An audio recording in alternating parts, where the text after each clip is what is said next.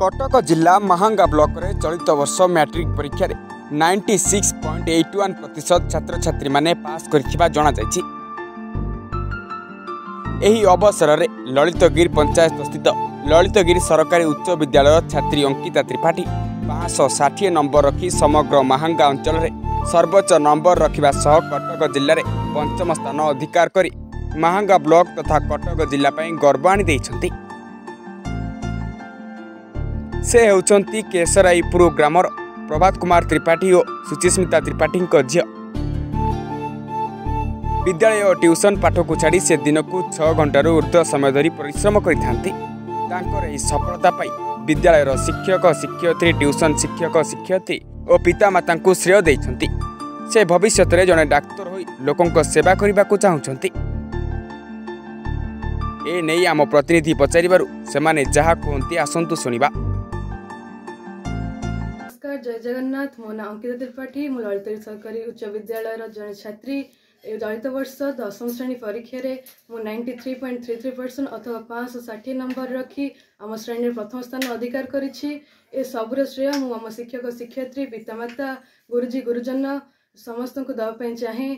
भविष्य में मु जड़े डॉक्टर है दिन दुखी दरिद्र को सेवा करने चाहे और मो पितामाता को सब एसबुर मो पाई एते कष्ट करिथिबार तांको मो अशेष अशेष धन्यवाद धन्यवाद।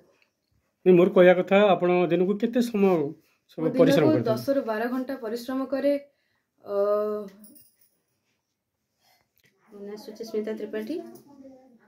मो झील ए वर्ष चलित वर्ष 25 मसीहा मैट्रिक परीक्षा रे प्रथम स्थान अधिकार करछि। आमे मध्यम श्रेणी लोक किंतु मो पिलांकर प्रॉपर केयर नहीं आ सी चाहूँगी आगु को डॉक्टर हवा पाई तार इच्छा भी आम कौन प्रकार बाधा देवा चाहूना। सी चाहे बापा माँ कष्ट दूर करी दुखी रोगी सेवा करी। ध्रुवचरण सामल समिति सभ्य ललितगिरी ग्राम। आज्ञा आप जो ललितगिरी सरकारी उच्च विद्यालय अच्छी दुई जन छात्री अंकिता त्रिपाठी और प्राची महापात्र जो A1 नंबर रखिक आम महंगा गर्व जे नहीं आप कौन कह? देखो चलित मैट्रिक परीक्षा रे सारा महांगा 6 जन पिला A1 रे कृतकार्य होता बेले आम सरकारी विद्यालय ललितगिरी 2 जन छात्री 560 नंबर और 557 नंबर पाई उत्तीर्ण होइतिबारु मु साधारण लोक प्रतिनिधि हिसाब से ये अंचल जड़े नागरिक हिसाब से बहुत खुशी और गर्व अनुभव करुँची। जहाँ बहुत दिन पर आम ललितगिरी हाईस्कल ए वर्ष मैट्रिक परीक्षा रे 2 जन छात्री माने A1 पाई आम महंगा सहित कटक जिले में माने आमको गर्वित कर।